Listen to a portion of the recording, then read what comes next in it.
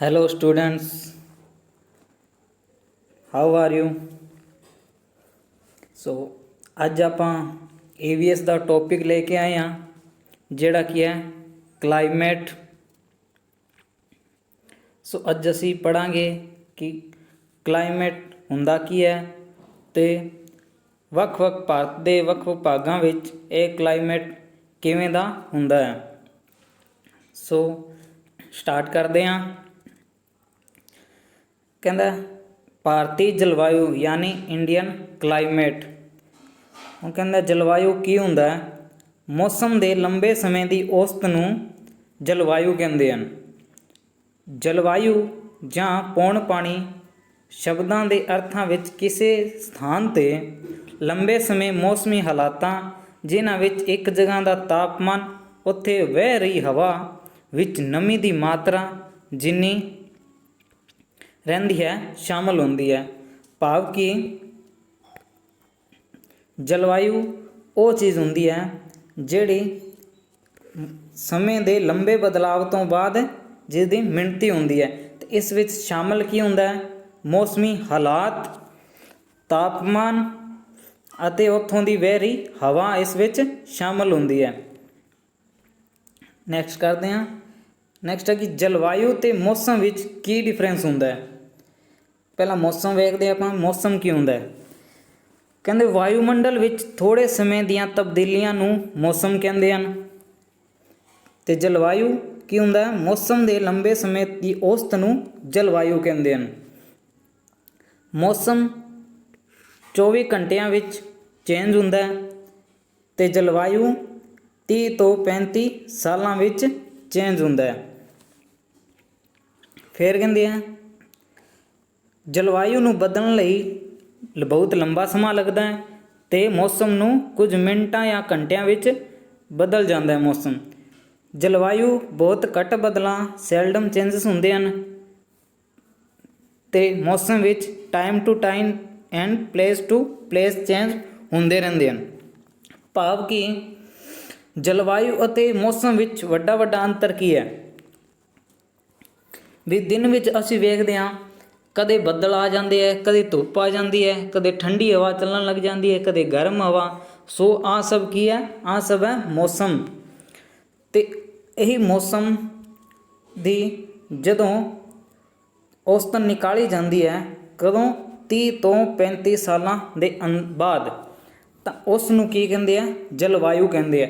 भी इन्ने सालों विच इत्थों इस जगह का जिहड़ा मौसम है वो किस तरह का रहा उसनूं जलवायु कहते हैं।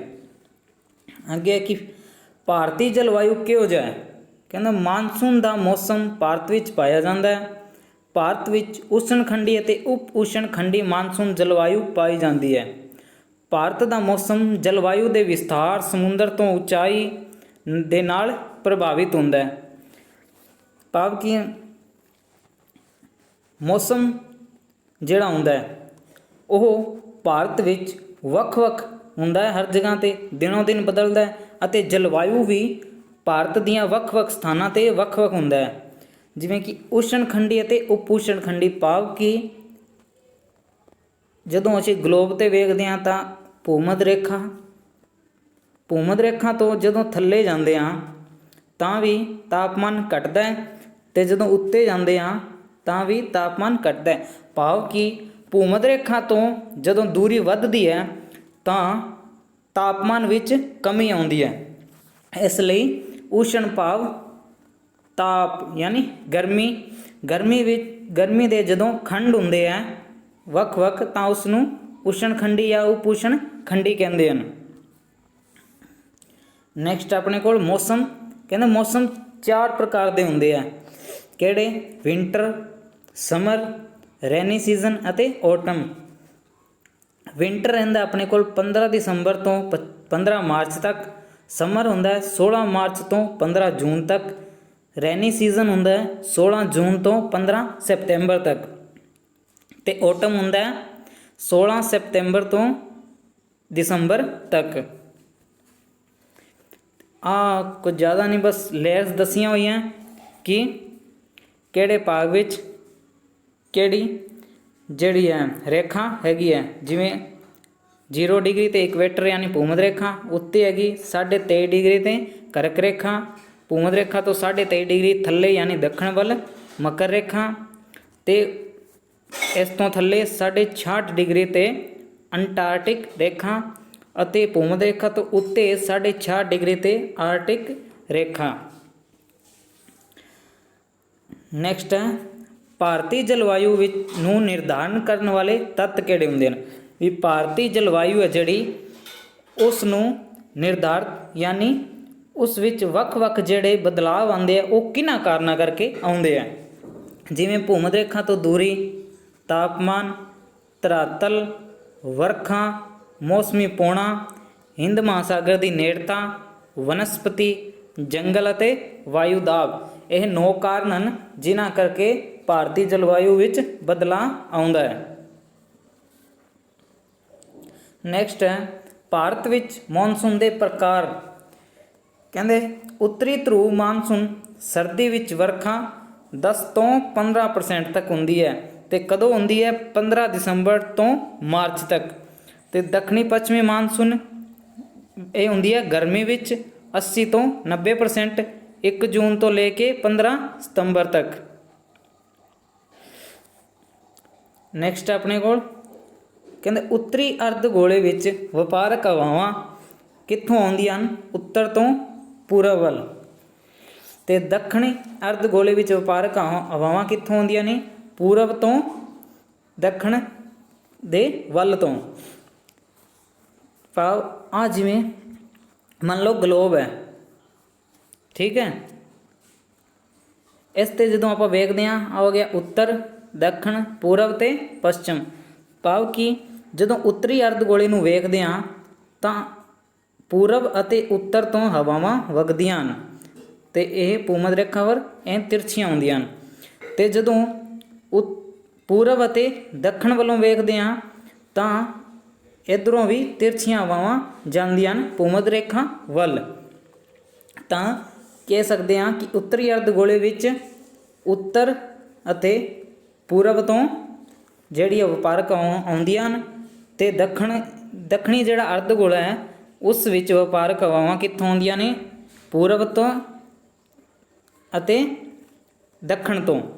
ਜਿਹੜੀ ਦੱਖਣੀ ਅਰਧ ਗੋਲੇ ਦੀਆਂ ਵਪਾਰਕ ਹਵਾਵਾਂ ਆਉਂਦੀਆਂ ਹਨ ਉਹ ਆਉਂਦੀਆਂ ਨੇ ਇੱਧਰੋਂ। ਅੱਗੇ ਆਪਣੇ ਕੋਲ ਜਦੋਂ ਭੂਮਧ ਰੇਖਾ 'ਤੇ ਵਪਾਰਕ ਹਵਾਵਾਂ ਆਉਂਦੀਆਂ ਹਨ ਤਾਂ ਇਹਨਾਂ ਦੀ ਦਿਸ਼ਾਵਾਂ ਬਦਲ ਜਾਂਦੀਆਂ ਹਨ। ਭਾਰਤ ਵਿੱਚ ਜਦੋਂ ਵਪਾਰਕ ਹਵਾਵਾਂ ਆਉਂਦੀਆਂ ਹਨ ਤਾਂ ਅਰਬ ਸਾਗਰ ਤੋਂ ਨਮੀ ਲੈ ਕੇ ਆਉਂਦੀਆਂ ਹਨ। ਭਾਵ ਜਦੋਂ ਵਪਾਰਕ ਹਵਾਵਾਂ ਚੱਲਦੀਆਂ ਹਨ ਤਾਂ ਅਰਬ ਸਾਗਰ ਤੋਂ ਨਵੇਂ ਭਾਵ ਉੱਥੋਂ ਜਿਹੜਾ ਪਾਣੀ ਵਾਸ਼ਪੀਕ੍ਰਿਤ ਹੋ ਕੇ ਉਹ ਬੱਦਲਾਂ ਦੇ ਰੂਪ ਵਿੱਚ ਆਪਣੇ ਕੋਲ ਪਹੁੰਚਦਾ ਹੈ। ਕਹਿੰਦਾ ਵੈਸਟਰਨ ਘਾਟ ਨਾਲ ਟਕਰਾਉਂਦੀਆਂ ਹਨ ਤਾਂ ਗਰਮੀ ਦੀ ਪਹਿਲੀ ਬਾਰਿਸ਼ ਹੁੰਦੀ ਹੈ ਅਤੇ ਕਿੱਥੇ ਹੁੰਦੀ ਹੈ, ਉੱਚੀ ਚੋਟੀ ਅਨਾਈਮੁਡਾ 'ਤੇ ਇਹ ਜਿਹੜੀ ਪਹਿਲੀ ਵਰਖਾ ਹੁੰਦੀ ਹੈ ਗਰਮੀਆਂ ਦੀ। ਫਿਰ ਵੈਸਟਰਨ ਘਾਟ ਵਿੱਚ ਮਾਲਾਬਾਰ ਤੱਟ ਹੁੰਦਾ ਹੈ ਜਿੱਥੇ ਬਹੁਤ ਤੇਜ਼ ਵਰਖਾ ਹੁੰਦੀ ਹੈ। ਕਦੋਂ 1 ਜੂਨ ਨੂੰ, ਜਿਹਨੂੰ ਆਪਾਂ ਪ੍ਰੀ ਮੌਨਸੂਨ ਵੀ ਕਹਿੰਦੇ ਹਨ। ਕਿੱਥੇ ਹੁੰਦੀ ਹੈ, ਮਾਲਾਬਾਰ ਤੱਟ 'ਤੇ। ਫਿਰ ਕਹਿੰਦੇ ਮੌਨਸੂਨ ਆਉਣ ਤੋਂ ਪਹਿਲਾਂ ਵਾਲੀ ਬਾਰਿਸ਼ ਨੂੰ ਪ੍ਰੀ ਮੌਨਸੂਨ ਕਹਿੰਦੇ ਹਨ, ਜਿਹੜੀ 1 ਜੂਨ ਨੂੰ ਆਉਂਦੀ ਹੈ ਮਾਲਾਬਾਰ ਤੱਟ 'ਤੇ। ਅਤੇ ਇਸ ਨੂੰ ਇੱਕ ਹੋਰ ਨਾਮ ਨਾਲ ਜਾਣਦੇ ਹਾਂ ਜਿਹੜਾ ਕਿ ਅੰਬਾਂ ਦੀ ਵਾਛੜ ਹੈ। ਭਾਵ ਮੋਟੀ ਮੋਟੀ ਬੂੰਦਾਂ ਵਾਲੀ ਬਾਰਿਸ਼।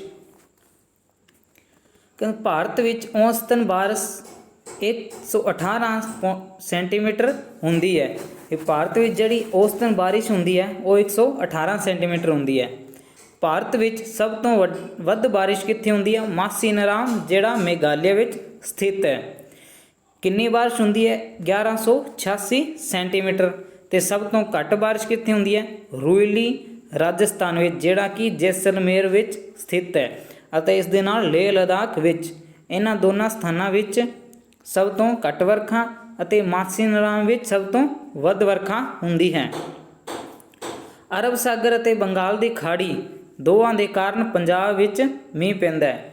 ਵੀ ਕੁਐਸਚਨ ਬਣ ਸਕਦਾ ਹੈ ਵੀ ਪੰਜਾਬ ਵਿੱਚ ਵਰਖਾ ਹੁੰਦੀ ਹੈ ਉਹ ਕਿਸ ਦੇ ਕਾਰਨ ਹੁੰਦੀ ਹੈ, ਤਾਂ ਅਰਬ ਸਾਗਰ ਅਤੇ ਬੰਗਾਲ ਦੀ ਖਾੜੀ ਦੇ ਕਾਰਨ। ਬਰਸਾਤ ਦੇ ਮੌਸਮ ਜੂਨ ਸਤੰਬਰ ਵਿੱਚ ਉੱਤਰੀ ਪੱਛਮੀ ਭਾਰਤ ਅਤੇ ਪਾਕਿਸਤਾਨ ਵਿੱਚ ਇੱਕ ਘੱਟ ਦਬਾਅ ਵਾਲਾ ਖੇਤਰ ਬਣ ਜਾਂਦਾ ਹੈ, ਜਿਸ ਨੂੰ ਮੌਨਸੂਨ ਟਰਾਊਟ ਕਹਿੰਦੇ ਹਨ। ਭਾਵ ਜੂਨ ਤੋਂ ਸਤੰਬਰ ਤੱਕ ਜਿਹੜਾ ਉੱਤਰੀ ਪੱਛਮੀ ਭਾਰਤ ਹੈ ਅਤੇ ਜਿਹੜਾ ਪਾਕਿਸਤਾਨ ਹੈ ਉਸ ਵਿੱਚ ਘੱਟ ਦਬਾਅ ਵਾਲਾ ਖੇਤਰ ਬਣ ਜਾਂਦਾ ਹੈ, ਭਾਵ ਨਮੀ ਦੀ ਕਮੀ ਹੋ ਜਾਂਦੀ ਹੈ, ਇਸ ਲਈ ਉਸ ਨੂੰ ਮੌਨਸੂਨ ਦਾ ਟਰਾਊਟ ਕਹਿੰਦੇ ਹਨ। ਮਈ ਮਹੀਨੇ ਵਿੱਚ ਪੰਜਾਬ ਵਿੱਚ ਲੂ ਚੱਲਦੀ ਹੈ, ਸਾਰਿਆਂ ਨੂੰ ਪਤਾ ਹੈ ਆਪਾਂ ਨੂੰ, ਠੀਕ ਹੈ। ਨੈਕਸਟ ਹੈ, ਇਸ ਘੱਟ ਦਬਾਅ ਵਾਲੇ ਜ਼ੋਨ ਨੂੰ ਭਰਨ ਲਈ ਦੱਖਣੀ ਗੋਲਾਰਧ ਦੀਆਂ ਵਪਾਰਕ ਹਵਾਵਾਂ ਭੂਮੱਧ ਰੇਖਾ ਨੂੰ ਪਾਰ ਕਰਦੀਆਂ ਹਨ ਤਾਂ ਇਸ ਵੱਲ ਵੱਧਦੀਆਂ ਹਨ, ਜਿਸ ਕਰਕੇ ਜੂਨ ਸਤੰਬਰ ਦੇ ਮਹੀਨੇ ਵਿੱਚ ਹੋਣ ਵਾਲੀ ਬਾਰਿਸ਼ ਨੂੰ ਦੱਖਣੀ ਪੱਛਮੀ ਮਾਨਸੂਨ ਵੀ ਕਿਹਾ ਜਾਂਦਾ ਹੈ। ਦੱਖਣੀ ਗੋਲਾਰਧ ਦੀਆਂ ਵਪਾਰਕ ਦੀਆਂ ਸਮੁੰਦਰ ਵਿੱਚ ਉਤਪੰਨ ਹੁੰਦੀਆਂ ਹਨ, ਜਦੋਂ ਕਿ ਇਹ ਹਵਾਵਾਂ ਭਾਰਤ ਉਪ ਮਹਾਂਦੀਪ ਵਿੱਚ ਹੁੰਦੀਆਂ ਹਨ ਤਾਂ ਇਹ ਅਰਬ ਸਾਗਰ ਅਤੇ ਬੰਗਾਲ ਦੀ ਖਾੜੀ ਤੋਂ ਨਮੀ ਪ੍ਰਾਪਤ ਕਰਦੀਆਂ ਹਨ। ਪੂਰੇ ਭਾਰਤ ਦੇ ਪ੍ਰਾਇਦੀਪ ਵਿੱਚ ਬਾਰਿਸ਼ ਹੁੰਦੀ ਹੈ।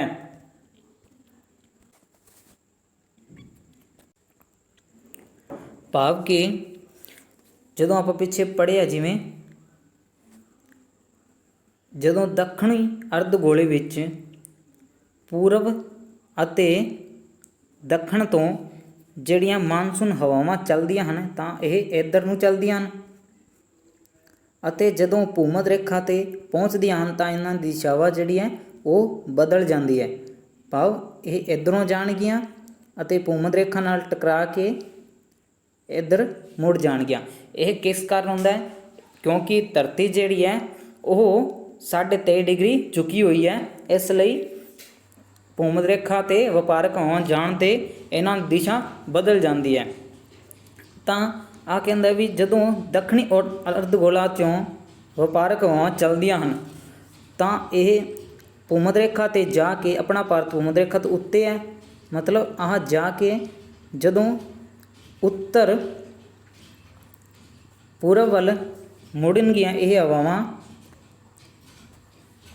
ਜਦੋਂ ਇਹ ਹਵਾਵਾਂ ਉੱਤਰ ਪੂਰਬ ਵੱਲ ਮੁੜਨਗੀਆਂ ਤਾਂ ਭਾਰਤ ਵਿੱਚ ਪ੍ਰਵੇਸ਼ ਕਰਨਗੀਆਂ ਅਤੇ ਇੱਥੋਂ ਅਰਬ ਸਾਗਰ ਤੋਂ ਨਮੀ ਪ੍ਰਾਪਤ ਕਰਨਗੀਆਂ ਅਤੇ ਭਾਰਤ ਵਿੱਚ ਬਾਰਿਸ਼ ਕਰਨਗੀਆਂ, ਠੀਕ ਹੈ।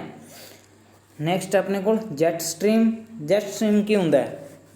ਜੈਟ ਸਟ੍ਰੀਮ ਦਾ ਮਤਲਬ ਵੀ ਜਿਹੜੇ ਮੈਦਾਨੀ ਇਲਾਕੇ ਹੈ ਉਹਨਾਂ ਵਿੱਚ ਜਿਹੜੀ ਬਾਰਿਸ਼ ਹੁੰਦੀ ਹੈ ਉਸ ਨੂੰ ਜੈਟ ਸਟ੍ਰੀਮ ਕਹਿੰਦੇ ਹਨ।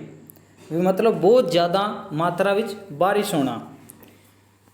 ਅਤੇ ਇਸ ਦਾ ਜਿਹੜਾ ਮਾਪ ਹੈ ਉਹ ਕਿੰਨਾ ਹੁੰਦਾ ਹੈ? ਕਹਿੰਦਾ ਸਰਦੀਆਂ ਵਿੱਚ ਕਿੰਨਾ ਹੁੰਦਾ? 184 ਕਿਲੋਮੀਟਰ ਪਰ ਆਵਰ ਦੀ ਸਪੀਡ ਨਾਲ ਇਹ ਬਾਰਿਸ਼ ਹੁੰਦੀ ਹੈ, ਅਤੇ ਗਰਮੀਆਂ ਵਿੱਚ 110 ਕਿਲੋਮੀਟਰ ਪ੍ਰਤੀ ਆਵਰ ਦੀ ਨਾਲ ਬਾਰਿਸ਼ ਹੁੰਦੀ ਹੈ, ਜਿਸ ਨੂੰ ਅਸੀਂ ਜੈਟ ਸਟ੍ਰੀਮ ਕਹਿੰਦੇ ਹਾਂ। ਅੱਗੇ ਲੂ। ਉੱਤਰੀ ਪੱਛਮੀ ਭਾਰਤ ਦੇ ਸੁੱਕੀ ਹਿੱਸਿਆਂ ਵਿੱਚ ਗਰਮੀ ਵਿੱਚ ਤੇਜ਼ ਅਤੇ ਖੁਸ਼ਕ ਹਵਾਵਾਂ ਚੱਲਦੀਆਂ ਹਨ। ਲੂ ਪੱਛਮ ਵਿੱਚ ਇੱਕ ਤੇਜ਼ ਧੂੜਧਾਰੀ ਗਰਮ ਅਤੇ ਖੁਸ਼ਕ ਗਰਮੀ ਦੀਆਂ ਪੌਣਾਂ ਹਨ ਜੋ ਉੱਤਰ ਭਾਰਤ ਅਤੇ ਪਾਕਿਸਤਾਨ ਦੇ ਪੱਛਮੀ ਖੇਤਰ ਵਿੱਚ ਵਗਦਾ ਹੈ। ਨੈਕਸਟ ਹੈ ਮਈ ਅਤੇ ਜੂਨ ਦੇ ਮਹੀਨਿਆਂ ਵਿੱਚ ਵਿਸ਼ੇਸ਼ ਤੌਰ 'ਤੇ ਜ਼ਿਆਦਾ ਹੁੰਦੀ ਹੈ ਕਿਹੜੀ? ਲੂ। ਪੌਣਾ ਲੰਮਾ ਸਫ਼ਰ ਤੈਅ ਕਰਕੇ 1 ਜੂਨ ਨੂੰ ਦੇਸ਼ ਦੇ ਪੱਛਮੀ ਤੱਟ 'ਤੇ ਪਹੁੰਚ ਜਾਂਦੀ ਹੈ ਅਤੇ ਬਹੁਤ ਜ਼ੋਰ ਦੀ ਵਰਖਾ ਕਰਦੀ ਹੈ, ਜਿਸ ਨੂੰ ਮਾਨਸੂਨ ਧਮਾਕਾ ਜਾਂ ਮਾਨਸੂਨ ਦਾ ਫਟਣਾ ਕਹਿੰਦੇ ਹਨ। ਭਾਵ ਕਿ ਜਦੋਂ ਪੱਛਮੀ ਤੱਟ ਦੇ ਉੱਤੇ ਮਾਨਸੂਨ ਹਵਾਵਾਂ ਪਹੁੰਚਦੀਆਂ ਹਨ ਤਾਂ ਉੱਥੋਂ ਨਮੀ ਪ੍ਰਾਪਤ ਕਰਕੇ ਜਿਹੜਾ ਉਸਦਾ ਉੱਥੋਂ ਤੱਟ ਦੇ ਨਾਲ ਜਿਹੜੇ ਰਾਜ ਲੱਗਦੇ ਹਨ ਜਿਵੇਂ ਕੇਰਲਾ ਵਗੈਰਾ, ਤਾਂ ਉੱਥੇ ਬਹੁਤ ਜ਼ਿਆਦਾ ਵਰਖਾ ਹੁੰਦੀ ਹੈ, ਜਿਸ ਨੂੰ ਮੌਨਸੂਨ ਦਾ ਫਟਣਾ ਕਹਿੰਦੇ ਹਨ। ਭਾਰਤੀ ਬਜਟ ਨੂੰ ਮੌਨਸੂਨ ਪੌਣਾਂ ਦਾ ਜੂਆ ਆਖਦੇ ਹਨ। ਦੱਖਣੀ ਭਾਰਤ ਵਿੱਚ ਸਮੁੰਦਰੀ ਪੌਣਾਂ ਦੇ ਆ ਜਾਣ ਕਰਕੇ ਮੋਟੀਆਂ-ਮੋਟੀਆਂ ਬੂੰਦਾਂ ਵਾਲੀ ਪੂਰਵ ਮਾਨਸੂਨੀ ਵਰਖਾ ਪ੍ਰੀ ਮੌਨਸੂਨ ਹੋ ਜਾਂਦੀ ਹੈ, ਜਿਸ ਨੂੰ ਅੰਬਾਂ ਦੀ ਵਾਛੜ ਜਾਂ ਫੁੱਲਾਂ ਦੀ ਵਾਛੜ ਕਿਹਾ ਜਾਂਦਾ ਹੈ। ਸੋ ਦਿਸ ਇਜ਼ ਵੈਰੀ ਇੰਪੋਰਟੈਂਟ। ਆ ਕੁਐਸਚਨ ਆ ਸਕਦਾ ਹੈ, ਸ਼ਾਇਦ ਪਹਿਲਾਂ ਆਇਆ ਵੀ ਹੋਇਆ ਕਿ ਅੰਬਾਂ ਦੀ ਵਾਛੜ ਕਿਸ ਨੂੰ ਕਹਿੰਦੇ ਹਨ? ਭਾਵ ਜਦੋਂ ਮੌਨਸੂਨ ਤੋਂ ਪਹਿਲਾਂ ਜਿਹੜੀ ਵਰਖਾ ਹੁੰਦੀ ਹੈ ਜਾਂ ਬਹੁਤ ਜ਼ਿਆਦਾ ਵਰਖਾ ਹੁੰਦੀ ਹੈ ਅਤੇ ਮੋਟੀਆਂ-ਮੋਟੀਆਂ ਬੂੰਦਾਂ ਵਾਲੀ ਵਰਖਾ ਹੁੰਦੀ ਹੈ, ਉਸ ਨੂੰ ਅੰਬਾਂ ਦੀ ਵਾਛੜ ਜਾਂ ਫੁੱਲਾਂ ਦੀ ਵਾਛੜ ਕਹਿੰਦੇ ਹਨ। ਅਤੇ ਆ ਖਾਸ ਕਰਕੇ ਜਿਵੇਂ ਕੇਰਲਾ ਕਰਨਾਟਕਾ ਹੋ ਗਏ ਇੱਥੇ ਆਉਂਦੀ ਹੈ। ਨੈਕਸਟ ਆਪਣੇ ਕੋਲ ਤੂਫਾਨੀ ਚੱਕਰਵਾਤ। ਕਹਿੰਦੇ ਅਸਾਮ ਅਤੇ ਪੱਛਮੀ ਬੰਗਾਲ ਵਿੱਚ ਗਰਮੀਆਂ ਦੇ ਦੌਰਾਨ ਤੇਜ਼ ਲੰਮੀ ਨਮੀ ਵਾਲੀਆਂ ਹਵਾਵਾਂ ਦਾ ਅਨੁਭਵ ਹੁੰਦਾ ਹੈ ਜੋ ਹਨੇਰੀ ਨਾਲ ਤੂਫਾਨ ਲਿਆਉਂਦੀਆਂ ਹਨ। ਠੀਕ ਹੈ। ਕਹਿੰਦੇ ਨੋਰਵੇ ਵਿੱਚ ਈਸਟਰਨ ਇੰਡੀਆ ਵਿੱਚ ਜਿੱਥੇ ਬਾਰਿਸ਼ ਹੁੰਦੀ ਹੈ, ਜਿਹੜੀ ਫੁੱਲਾਂ ਦੀ ਵਾਛੜ ਜਾਂ ਅੰਬਾਂ ਦੀ ਵਾਛੜ ਹੁੰਦੀ ਹੈ, ਉਹ ਜਦੋਂ ਈਸਟਰਨ ਇੰਡੀਆ ਵਿੱਚ ਹੁੰਦੀ ਹੈ ਤਾਂ ਉਸ ਨੂੰ ਕੀ ਕਹਿੰਦੇ ਨੇ? ਉਸ ਨੂੰ